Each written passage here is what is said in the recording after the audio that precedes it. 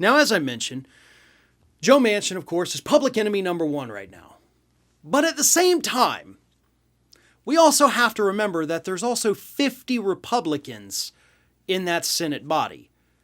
And all 50 of those Republicans, including those moderates in quotes there, all 50 of them are against this piece of legislation too. So let's take just a moment and give them the credit that they are due. Because after all, let's be real honest here.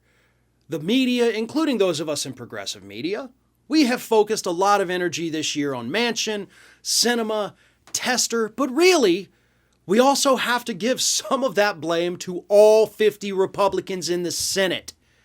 Because not a single one of them, not Murkowski, not Collins, not Romney, not those sensible, reasonable, moderate Republicans, none of them support this thing either. And at this point, all it would take is one. Literally one. Because if we don't have Joe Manchin, assuming we do have Sinema and the other moderate Dems, if we got one Republican, okay, problem solved. Problem solved. But we can't even get one.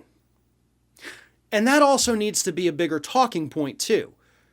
Because Manchin has many years before he is up for re-election, and I promise you by then, the public will have forgotten about this. That's the way the news cycle goes. As the old saying goes, the public doesn't have a memory past last Tuesday. Sinema, on the other hand, is facing a re-election fairly soon, and things are not looking good for her according to the polls. But we have to make this a campaign issue for the Republicans as well. And that, of course, lies with the Democratic Party. Because everybody's been focusing on the Democrats there. They also have to reshift some of the blame and put it back on these Republicans. We're all well aware of Joe Manchin's role in all of this. And of course, by the way, Manchin and the White House have said, hey, talks aren't over yet. We're going to keep talking about this.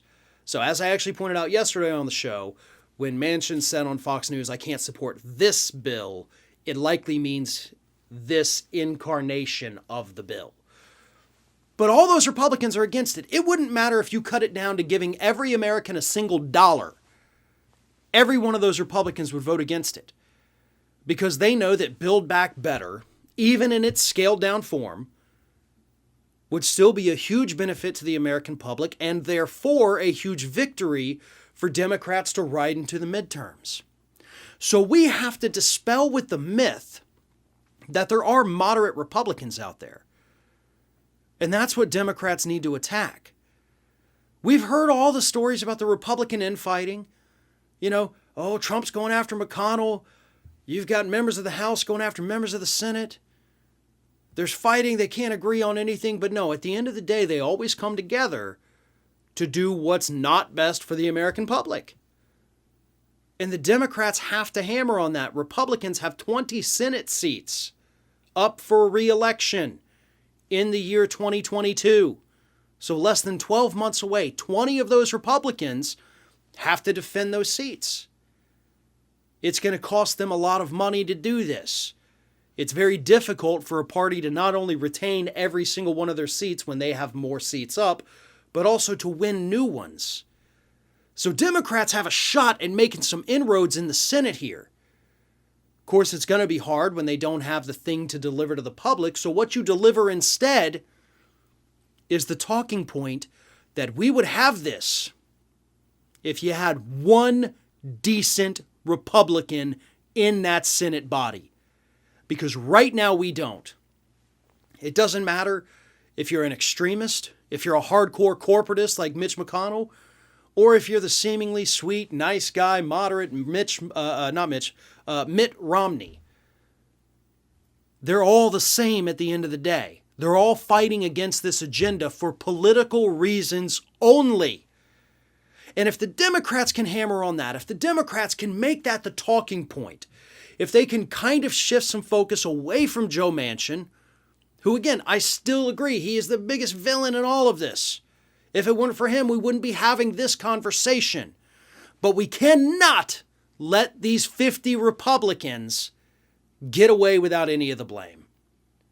Because all it would take is one. but we can't even get that to happen.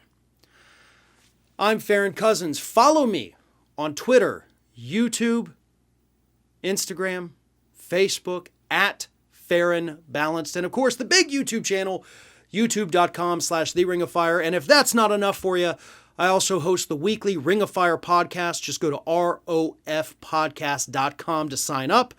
I'm sitting in for David Packman. We'll be right back with more.